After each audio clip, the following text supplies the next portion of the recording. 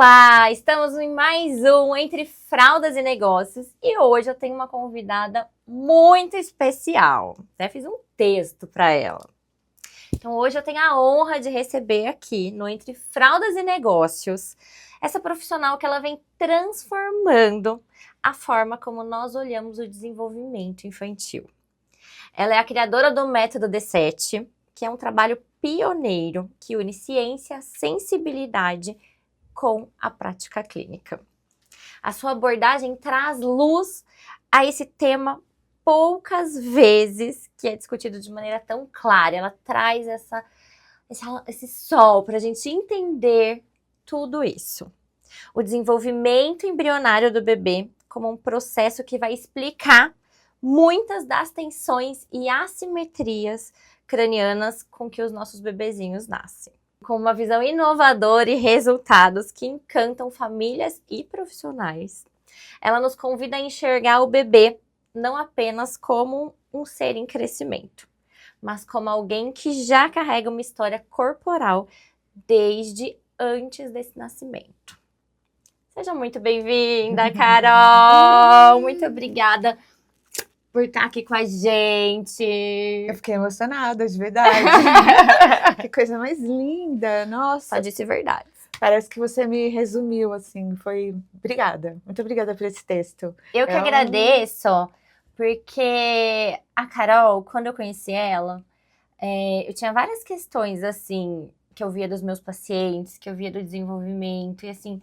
Você trouxe uma luz para eu entender muito sobre esse desenvolvimento, sobre tratamento, sobre a gente melhorar esse potencial dessa criança e ela se desenvolver.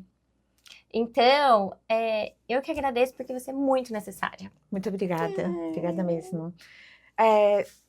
É muito interessante porque muitas vezes a gente começa a trilhar um caminho científico na nossa carreira e a gente se apega aos livros, aos artigos, à ciência, aos experimentos, às metodologias, e a gente acaba esquecendo que o que está ali é um ser e que aquele ser tem uma família.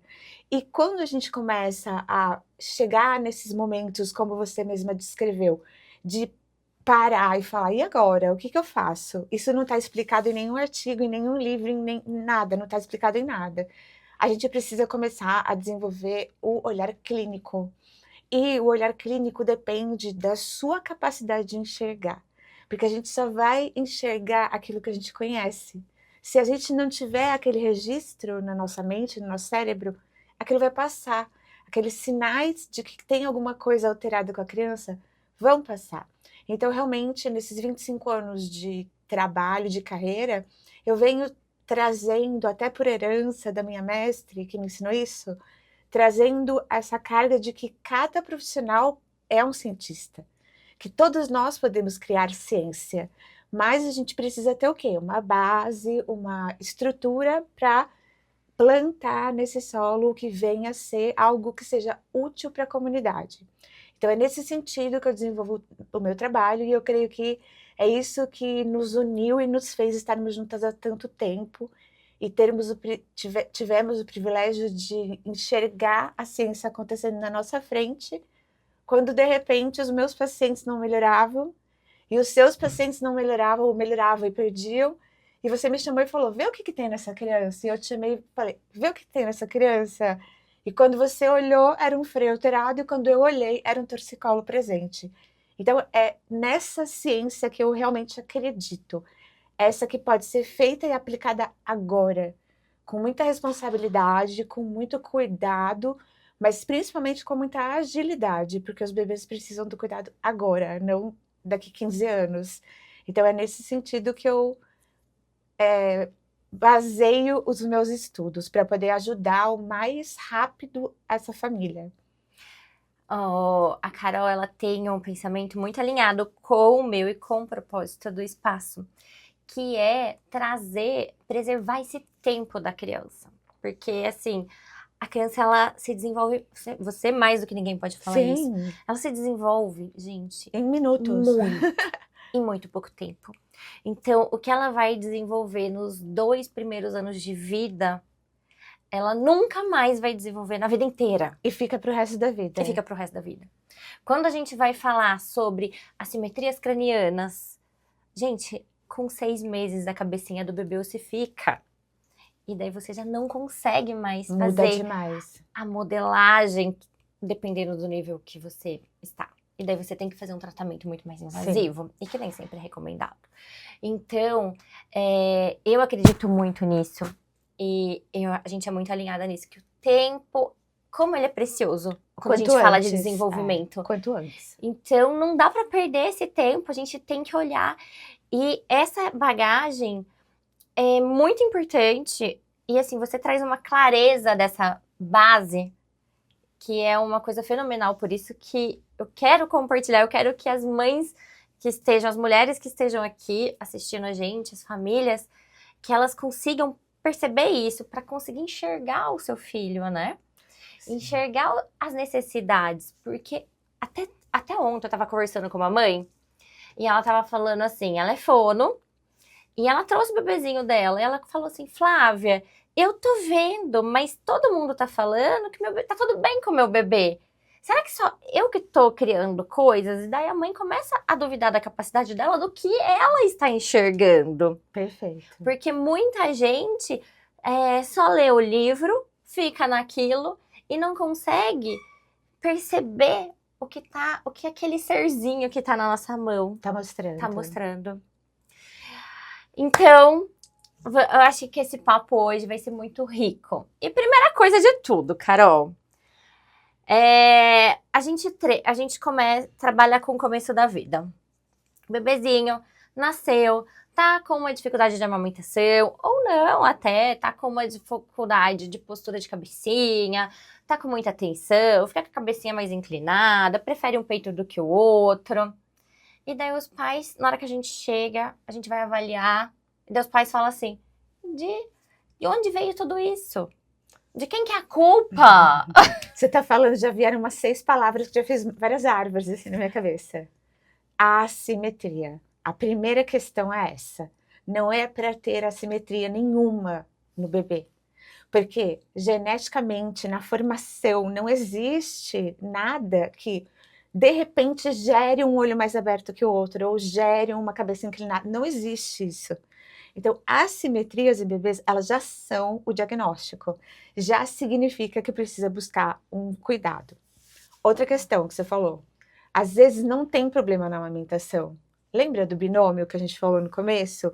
Se é uma mãe que tem, por exemplo, um mamilo mais protruso, mais projetado, e um bebê que consegue acoplar minimamente essa boquinha, ele pode estar fazendo o quê? Só um movimento de mordida e essa mama já ejeta.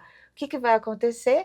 Pelo estímulo cutâneo, essa mama vai produzir mais leite líquido, essa mãe vai começar a ter mastite, aí começa a dar inflamação, infecção, todas essas questões, mas o bebê tá mamando, entende? Mas ele prefere uma mama do que a outra, mas às vezes ele não tá nem sugando, nem vedando, nem gerando vácuo, ele tá só deixando escorrer. Até o 3º mês vai escorrer, depois do 3º mês não escorre mais.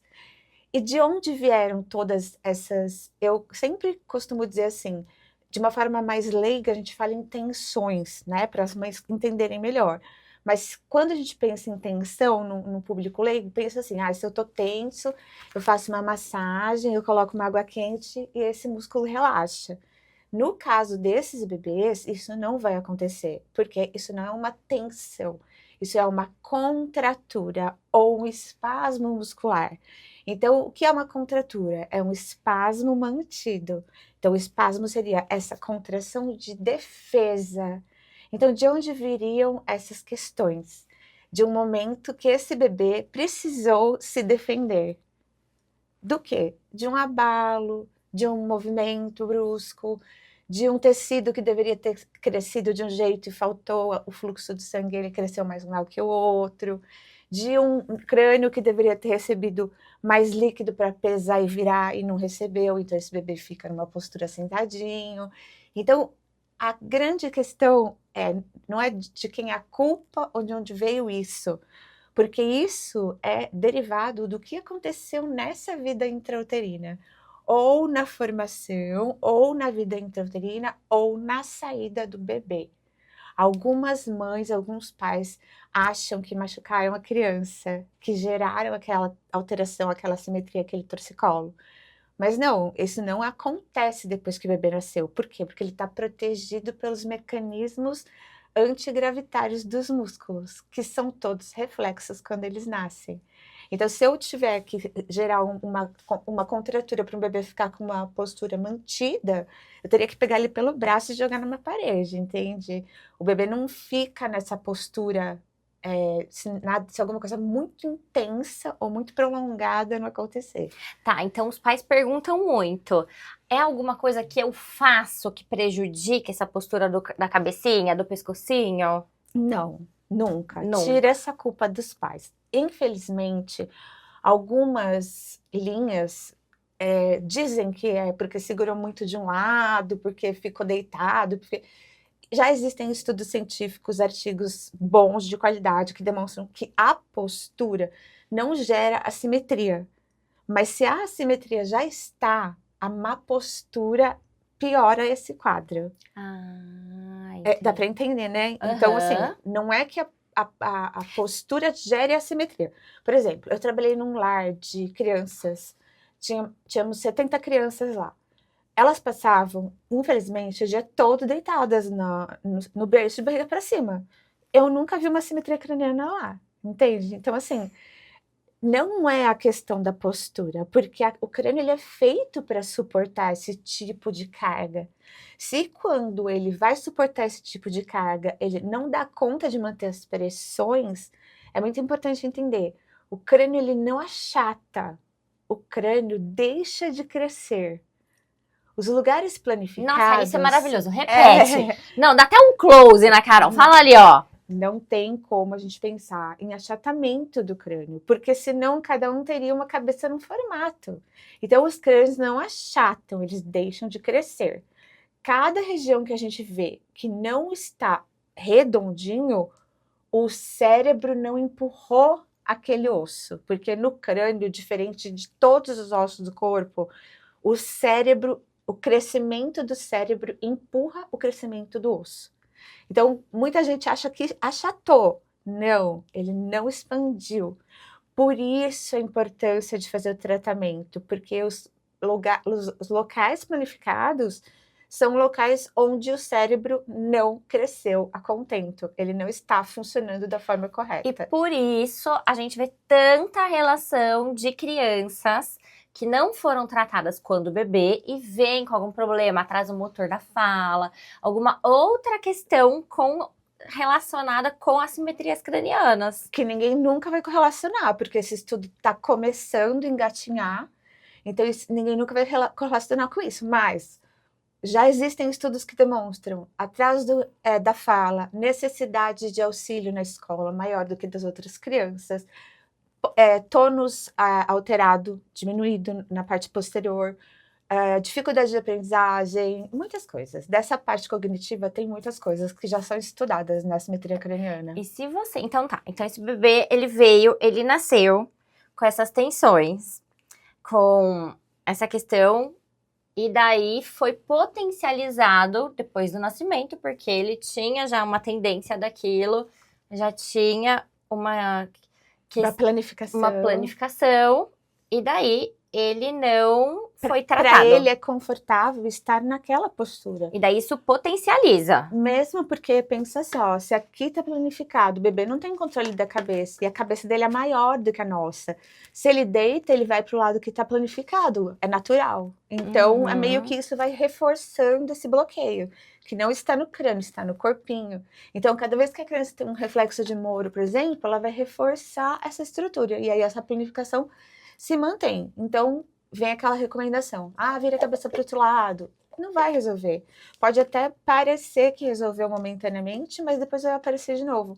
Então, também já está condenado na literatura científica. Mas eu acho que eu não respondi sua pergunta, que a gente se empolgou com a frase e não terminamos. O que gera essas assimetrias? Então, você já entendeu que eu não estou nem falando mais de assimetria craniana, eu estou falando de assimetrias Assimetria. Porque uma Às assimetria vezes tem um olhinho de maior que o olho, outro. de face, de rosto, de uma bochecha mais postura, caidinha que a outra. de braço que tá mais um mexendo que o outro. Então eu tô falando em assimetrias em bebês. Eu comecei a abranger mais o termo. Essas assimetrias vão vir, então, de dentro da formação, que eu quero falar uma parte sobre isso, de dentro do útero, que eu também quero falar uma parte sobre isso, ou da saída, que é o parto, que é a via de parto. Mas por que um bebê tem necessidade de nascer num parto diferente? Por que ele não consegue nascer natural? Então, a gente já sabe, em estudos, demonstra que a pelve, sendo uma pelve estreita, não impede o nascimento. Não é critério de impedir um nascimento. Então, isso não seria um problema. Tá. Então, por exemplo, uma alteração de placenta. Por que acontece? Por que acontece uma alteração de formar essa placenta com esse bebê? Então, aí a mãe fala, é culpa minha. Não, a culpa não existe. A gente tem que pensar que se não foi possível o nenê nascer de uma via de parto, por quê? Ele começou a descer, não evoluiu. Por quê? Será que ele tá com todos os movimentos desse pescocinho para fazer a salva de reflexos e sair? Será que ele conseguiu fazer os movimentos de acoplar o seu crânio na pelve da mãe para poder estimular esse períneo a funcionar e deixar ele passar? Será que ele conseguiu fazer esse movimentinho aqui de empurrar a pelvis dela para poder se encaixar e se insinuar na pelve? Será que ele tinha um torcicolinho no pescoço e ele não conseguiu fazer esse movimento para tirar o braço? E aí ele entalou? Não, vamos então trazer um fato real? Pode? Claro. Então, por exemplo, você acompanhou o João Pedro desde o nascimento dele. E o João Pedro... Desde antes, né? Desde antes, na verdade. E o João Pedro, ele estourou a bolsa, tudo. E depois de horas, assim, eu fazendo cena de filme no hospital. Ai, que dor! Eu tive 1 centímetro de dilatação. Posso te falar a verdade? Posso falar a verdade aqui, né? Pode. Eu já tinha te falado que isso ia acontecer. Né? Então, a gente vai ganhando uma bola de cristal. A gente vai ganhando, adivinhando o futuro. Tá, e por quê? Me conta também para as pessoas, para as gestantes que estão assistindo, ou futuras mamães que vão ter bebê daqui a pouco. Conta isso. Olha a minha cara, é um momento de tensão. Como que eu consigo enxergar isso? Em 2020, junto com você, eu consegui fechar o raciocínio da correlação entre as línguas e os torcicolos, e as assimetrias cranianas e as disfunções ortopédicas dos bebês. Uhum. Isso foi uma revolução, até hoje né? As pessoas não conseguem entender, não aceitam, enfim. Mas vamos falar da parte boa. E eu conhecendo você, nós nos estudando, eu já fiz 3 vezes a cirurgia do meu freio, né? Não tenho mais torcicolo, que eu sofria de torcicolo, você lembra que eu ficava com colar cervical horrores. Não tenho mais, nunca mais tive.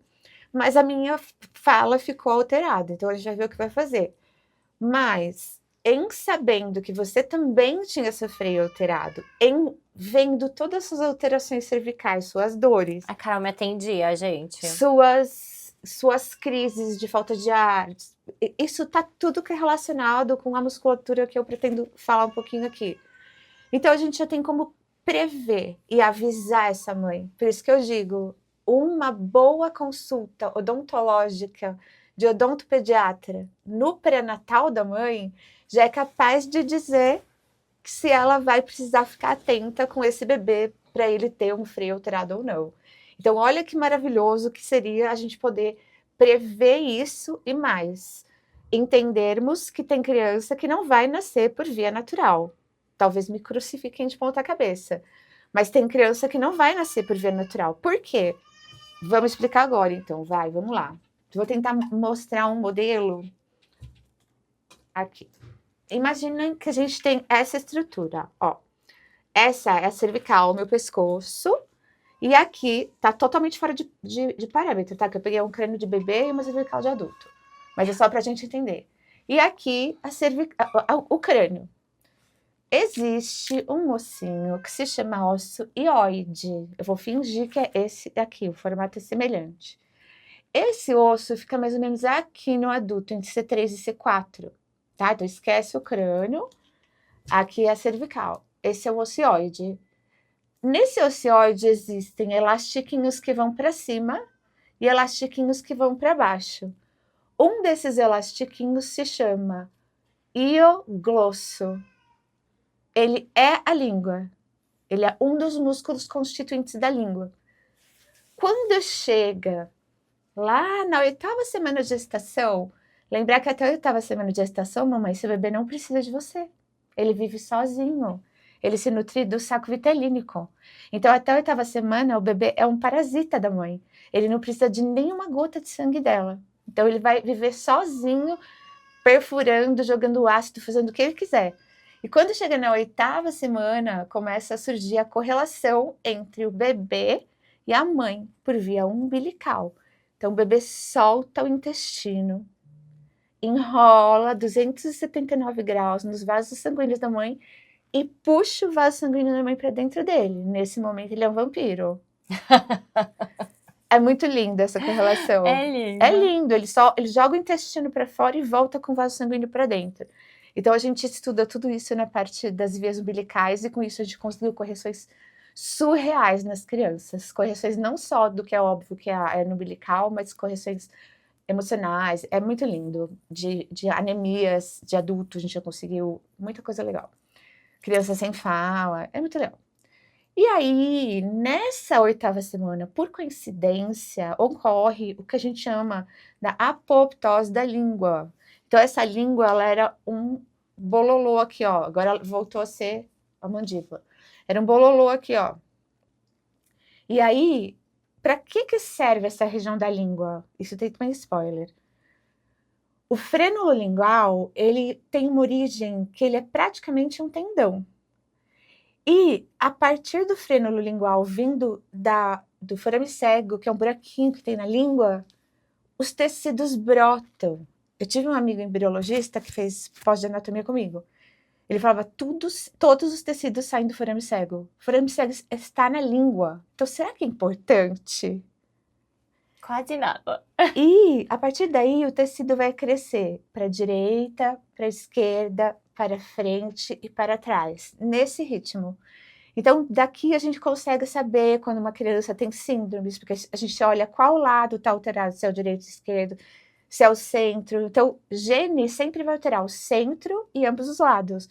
Quando altera o lado esquerdo, quando altera o lado direito, já sei que é problema de crescimento, entende? Não genético. Então, a gente vai associando, falar, esses conhecimentos clínicos para poder aplicar nas coisas. E aí, a partir daqui, o que acontece? Ele se torna um tecido muito rígido, porque ele sustentou o movimento de todos os tecidos em crescimento. Quando chegar na 8ª semana, que os tecidos já estão crescidos, o saco vitalínico já foi absorvido, o que acontece? A apoptose, a destruição desse freio, a autodestruição desse freio que libera a linguinha da criança. Se isso não acontece, a gente vai ter um freio alterado. E o que isso tem a ver com torcicolo e as assimetrias? A partir do momento que isso acontece, a gente tem esse ossinho, lembra? Ó, vai ficar gigante aqui. Um ossinho aqui, ó, ióide, que tem músculo para cima, músculo para baixo. Os músculos para cima.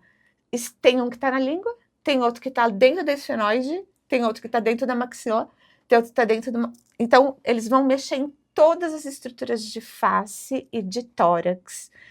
E este ocioide, isso também se encontra em artigos, ele, quando tem a alteração de frênulo, ele sobe.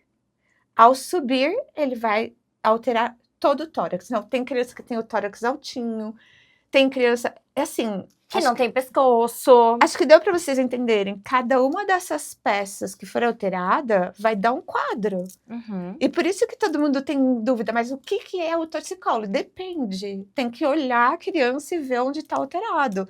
Uma alteração desse tórax para cima, por exemplo, que a gente chama as alterações no músculo transversal do tórax, eu posso ter uma criança com quadro respiratório. Uhum. Eu posso ter uma criança que não consegue encher o ar para falar. Ela não consegue captar ar para falar. E ela pode ter, por exemplo, uma gagueira, pode ter, por exemplo, uma dificuldade, pode ser uma criança rouca, porque está pegando o nervo, sei lá, o frênico, pode pegar qualquer coisa, é uma loucura, né? Ao subir o ióide, a gente tem um bandido que vai do ióide até a escápula da criança, que se chama... Quer que eu faça um compridinho? Quero, faz uma minha aqui pra mim. Que se chama homo, de omoplata, ióide.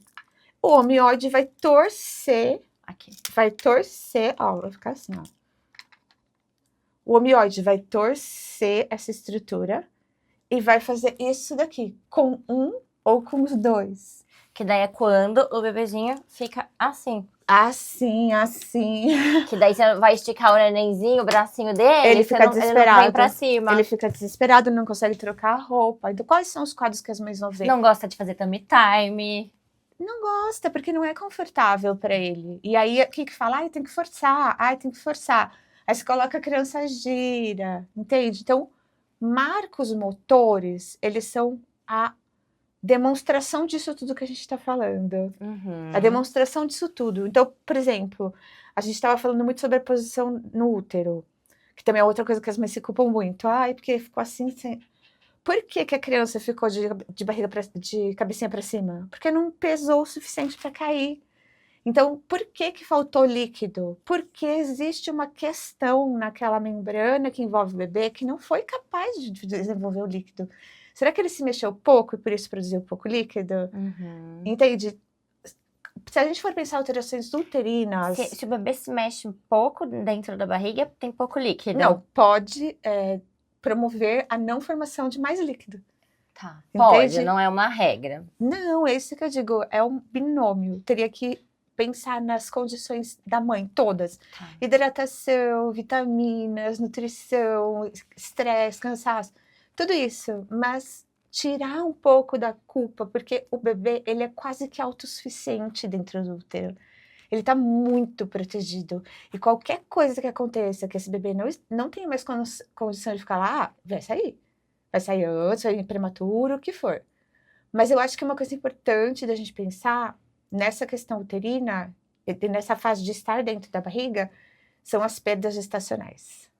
Acho que essa questão é uma questão que ela é muito negligenciada. A última diretriz que saiu falava em se esperar 3 perdas para começar a se pesquisar, investigar a causa. E 3 perdas seguidas. Exato. Geralmente que eles usam. Né? Não, mesmo, lógico. Então, por exemplo, se você teve Pulou. uma perda faz tempo, teve um bebê ou faz muito tempo... Nossa, eu não tinha entendido isso. Então, isso é uma questão, assim, muito complexa. Porque se teve perda, não é assim, não vingou. Não. Por que teve perda? Em qual idade gestacional? Quantos meses estava? Então, eu tenho 3 famílias que perderam 1, 2, 3 filhos, aí perdeu com 7 meses. Aí fez progesterona, um monte de coisa para segurar a criança. Quando a criança foi nascer, prematura 27 semanas, leucomalácia periventricular gravíssima. Entende? Então, assim, existem, inclusive, questões que são incompatibilidades genéticas. Não sei se você chegou a ver, acho que aquela atriz, Mariana Hiltz, estava falando sobre isso. Que ela tentou, não conseguiu, teve várias perdas, e aí ela descobriu que eles são incompatíveis geneticamente. Daí teve que fazer um monte de tratamento, um monte de coisas. Para melhorar. Para conseguir segurar o neném. Acho que agora ela tá indo bem, a gestação. Então, todas essas coisas, elas precisam ser pensadas, né? Não é uma coisa à toa, é um bebê que está chegando. Mas principalmente para as mães não ficarem se sentindo culpadas, nem a mãe, nem o pai, nem ninguém, né? Então, a assimetria é sinal que precisa buscar ajuda. Teste rápido e fácil, simples. Ai, tô coisando assim. Teste rápido e fácil. Braço, tem que tocar a orelha. Assim, ó.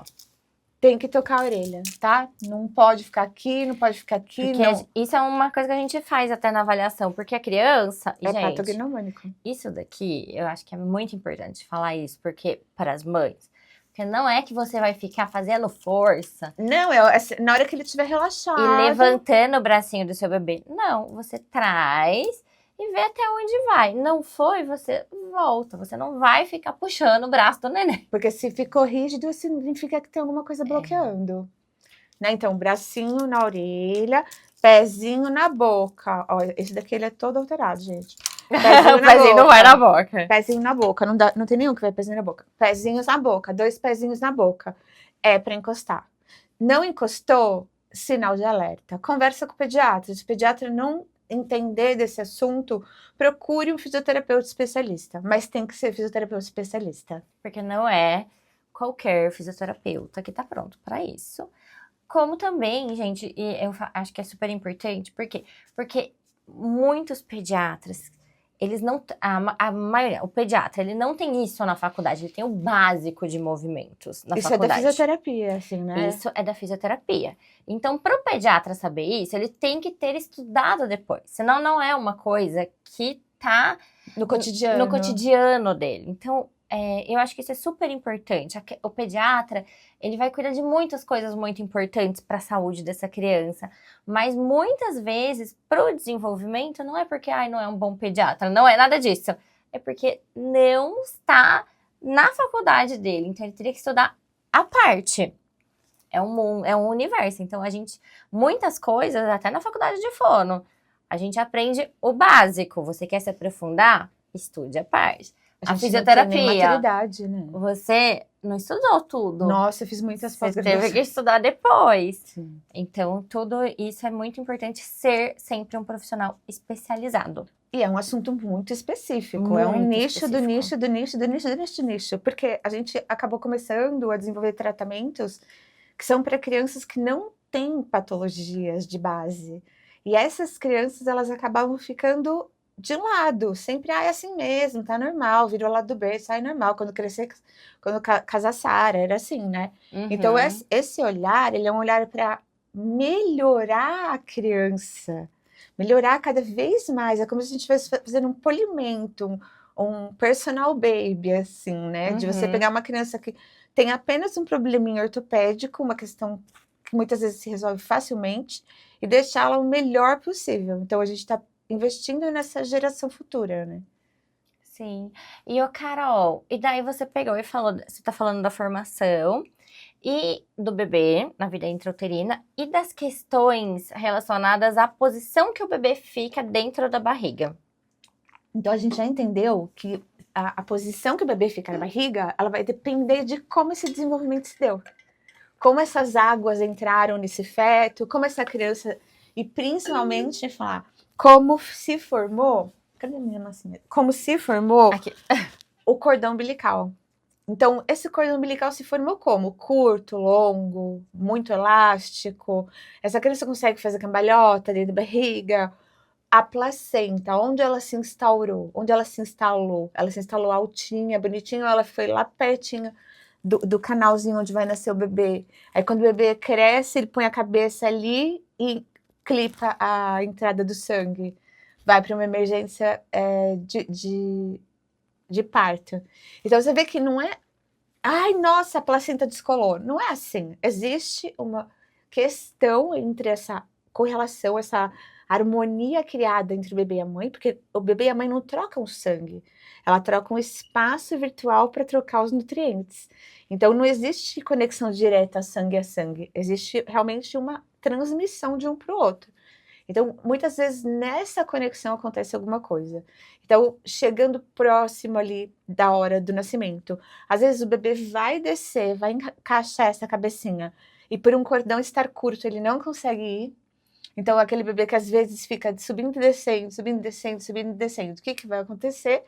Tanto ele vai ter esse impacto da cabecinha subir e descer, porque aqui a gente tem que pensar que tem muitas pressões envolvidas do líquido amniótico, do útero. Tanto isso daqui, quanto ele vai ficar instabilizando esse pescocinho. Então, outra questão, se tiver muito líquido, existe a condição de muito líquido, polidrâmnio. O bebê encaixa a cabeça e o corpinho fica mexendo porque tem muito líquido. Então, você pode gerar uma alteração de torcicolo aqui nessa cervical. E com pouco líquido, a gente pode ter uma cabecinha que se fixa, ou já encaixada no lugar, ou, por exemplo, numa parede, numa região do útero, e cria um vácuo ali. Então, esse bebê fica como que embalado a vácuo o crânio dele, e aí, mesma coisa, cervical, bracinho, fica todo sendo tracionado. Isso pode acontecer também. neste caso do vácuo, esse bebê pode necessitar uma retirada, uma puxada ou movimentação. E aí, nesse momento, pode machucar. Os bebês que ficam em posições alteradas, aí a gente vai pensar assim, ó, tem um bebê que era para ficar de barriga para baixo, braço cruzado, perna cruzada. Era para ele estar assim, e cabecinha fletida, ok? De repente, esse bebê tá assim. Esse bebê sentado, ele não pode nascer por via natural. Existem grupos que fazem esse parto, mas assim, é extremamente arriscado. Fica a pergunta, ó, o que aconteceria com esse bebê antigamente? Ele morreria. Capaz de morrer a mãe e a criança. Entende? Porque ou ia tentar um parto de cócoras, mas o risco de morrer, de hora que ele fosse sair e ficar asfixiado, era gigante. Então, isso tudo a gente tem que pensar.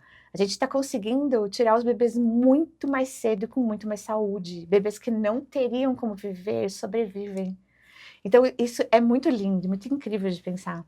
Sim. Mas ele pode sair sentado, e aí outra questão, porque ele pode estar assim, ele pode estar cruzado, e ele pode estar uma ou duas para cima. Se tiver com as duas para cima, amiga, o quadril vem todo travado. Ai, o João Pedro. Achou! Todos os ultrassons, o João Pedro. Ele tá com a mão na cara. Daí, de repente, tirou a mão, mas agora tá com o pé. Exatamente. Então, o bebê fez isso aqui, ó, você já sabe que vai ter uma disfunção do quadril. Então, por isso que eu falo, a gente acaba tendo uma bola de cristal. Fala, olha, provavelmente seu bebê vai ter que fazer cesariana, provavelmente seu bebê vai ter questão no quadril. Por quê? Porque a gente já sabe disso aqui. Porque o útero, ele não é reto, ele é assim, ó. Ele é um V.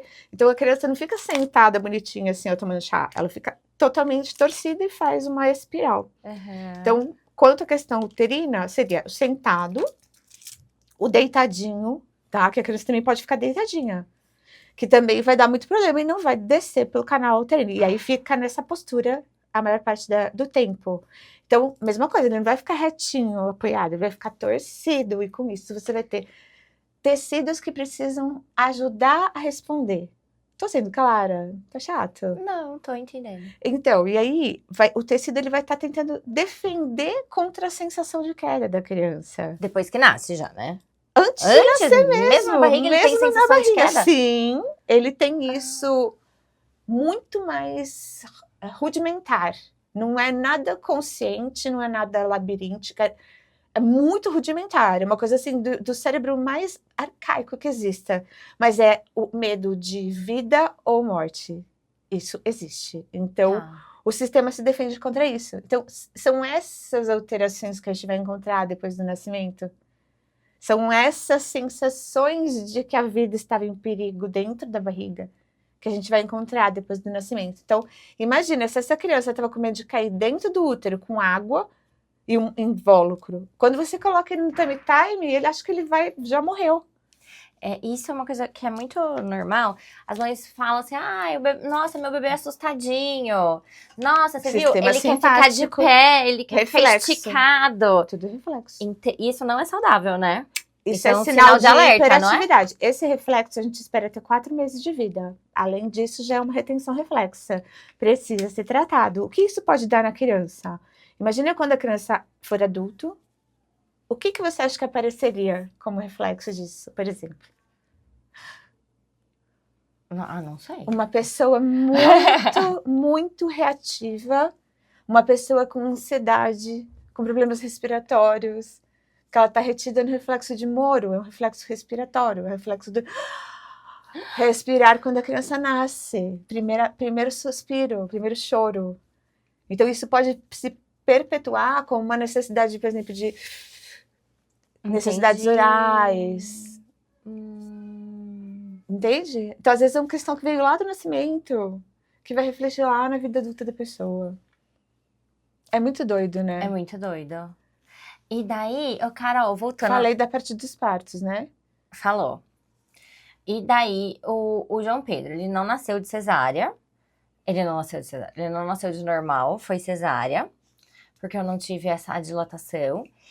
Mas ele se posicionou, ele ficou cefálico de cabecinha para baixo, desde 23 semanas que eu lembrei de perguntar. Mas desde antes ele estava já posicionado. Que é o que a gente espera, o natural. Porém, no caso dele, entenda, ele não tinha que passar por um túnel. Aham. Para passar pelo túnel, ele teria que fazer isso aqui, ó. Pra ir descendo. Então, quem não deixa fazer isso aqui? O ióide. O ióide e o ovoióide. Ah, Então, o bebê não consegue... Imagina uma minhoquinha, assim, ó, que vai cavando o túnel. então pode ser porque quando ele nasceu, a gente viu que ele tinha um torcicolo bilateral anterior e É, posterior. E daí pode ser esse torcicolo que impediu ele fazer essa movimentação. E por isso ele não conseguiu o que a gente chama de insinuar no períneo, né? Que é fazer como que uma massagem para que tanto o crânio quanto o períneo consigam transmitir a pressão que eles dizem que é semelhante à pressão de uma roda de caminhão, de um pneu de caminhão. Na hora do nascimento, é a mesma pressão do pneu de um caminhão. Então, se o crânio não tiver acoplado, ele não transmite essa força. E se o períneo não tiver acoplado, ele não absorve essa força. E aí, o que acontece? Lesiona o períneo e o crânio. Uau! Então, pessoas que falam assim, ó, ai, nasceu em 1 hora. Nossa, entrei em trabalho de parto, quase que eu não cheguei no hospital. Tem lesão no crânio. Porque foi muito rápido. Muito rápido, não tem como absorver toda essa pressão. Não é o ideal. Então, a gente espera um trabalho de parto em torno de 3 horas. Que é o ideal. É em torno de 3 Tá. horas. Mais do que 3 a gente considera longo, menos que 3 a gente considera curto. Tá. E daí... Isso pode estar associado às assimetrias. Tá. E quando a mãe entra e fica 24 horas em trabalho de parto? Aí a gente já considera um trabalho de parto longo. E daí o que ele pode causar também? Pode causar... Então, aí, é por isso que eu sempre falo, Flavinha. Por que esse parto está longo? Por que esse bebê não está conseguindo fazer os movimentos necessários? Entende? Entendi. É o contrário que a gente vai pensar. A gente não vai pensar assim, ele ficou com assimetria porque o parto foi longo. Porque ele não conseguiu fazer. Provavelmente o parto foi longo porque ele já tinha uma assimetria, entendeu? Uhum. E aí quando a gente vai ver, é uma língua alterada, é um torcicolo, mas virou a cabeça, tá funcionando, não tem problema. Fez o protocolo, sei lá, de Bristol, tá ótima língua. Aí as mães vão para casa tranquilas, preocupadas com as suas questões íntimas, e aí cai mamilo, e aí é laser todo dia, e aí é... Cai mamilo de machucar. Cai mamilo, tem várias pessoas que caem mamilo. Então, assim, aí é laser todo dia, que vai o laser terapeuta fazer, e acha que é assim mesmo. Uhum. Acha que é assim mesmo. E mastite, e chora para amamentar, e a criança muitas vezes ganha o peso, porque tá só fazendo isso aqui, tá jorrando leite na boca, tá inchando, tá todo intoxicado. Que daí a gente vê uma relação muito grande com os problemas de amamentação, né? Muito. E uma das coisas que foi muito bom ter a oportunidade de ter trabalhado com você foi que eu aprendi o tanto que é importante ver a disfunção oral muito além da boca. Porque até então eu só aprendia e trabalhava com disfunção oral pensando na boquinha da criança. E daí, fica lindo. E daí quando eu vejo pra trás tudo que eu já deixei passar, eu falo, meu Deus, como eu não vi isso! E daí a gente volta no que você falou no começo. Quando a gente não tem essa base, a gente não vê. E daí a gente não via. Eu não conseguia enxergar essas questões de pescoço mesmo no bebê, que hoje eu vejo o impacto que traz para resposta oral da criança, não só na amamentação, na alimentação, na fala, na parte motora. Tudo. E eu, por outro lado, lógico, também com a honra de poder ter já atendido, de trabalhado junto com você, eu não tenho como deixar de ver o impacto que a disfunção oral causa na via motora. Então, para mim, hoje, se a criança quiser ser feliz, perfeita, os pais, perfeito, não se preocupar com a criança, a amamentação tem que estar perfeita e ideal. bebê mamando lindo, maravilhoso, homem feliz, produção de leite adequada, depois dos 3 meses. Não adianta querer avaliar a produção do leite e o restante antes dos 3 meses, porque é tudo reflexo. Então tem que esperar passar mesmo essa fase, que é uma fase assim determinante, e verificar. Não é para ficar adaptando o bebê, não é para ficar precisando esmagar o peito, não é para precisar fazer posição de 4 apoios, que tem o pessoal ensinando para amamentar. Tem que ser prazeroso e tem que ser portátil. É uma coisa que eu falo, quando o bebê não tem dificuldade, o peito passa, o bebê pega.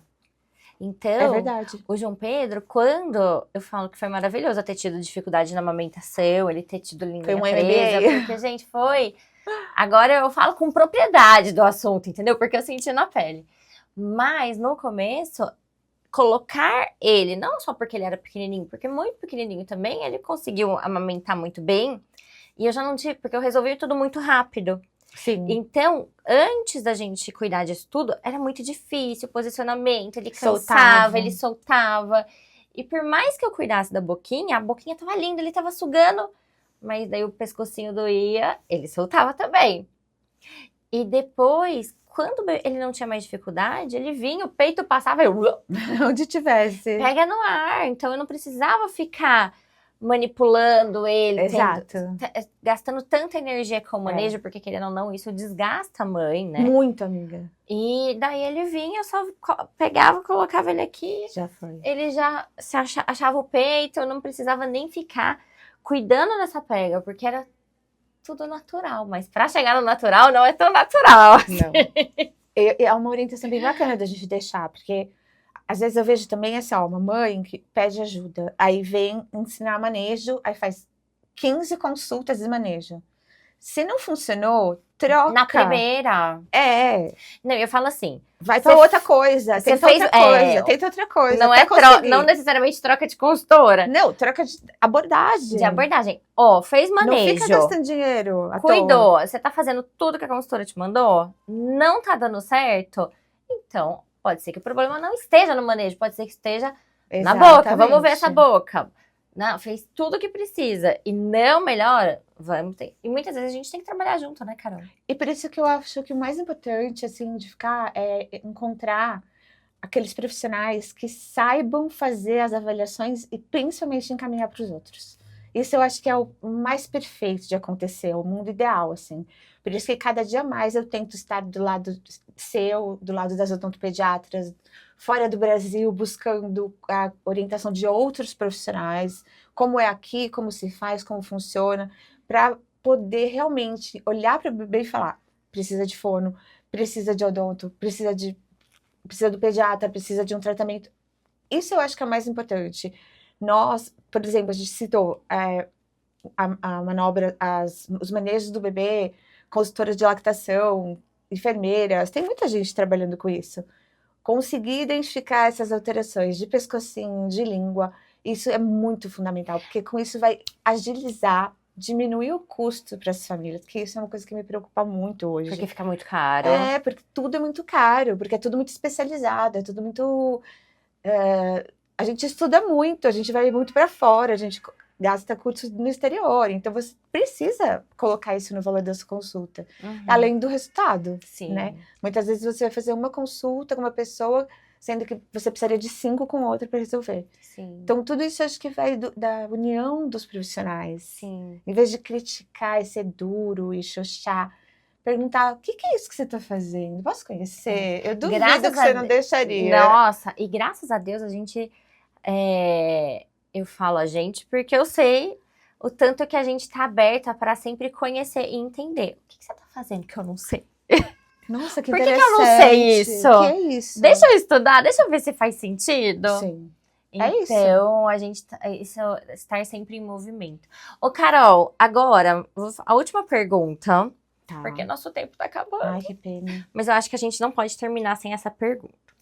Uma questão que ficou até polêmica é a língua, ela pode ter relação com atrasos motores e por quê? O que que acontece? Explica pra gente, porque assim, não é que a língua presa ou uma disfunção oral, ela vai consequentemente vai ser uma cascata de acontecimentos. Eu queria que você explicasse. Eu acho que a gente deu uma pincelada mais ou menos a respeito desse assunto.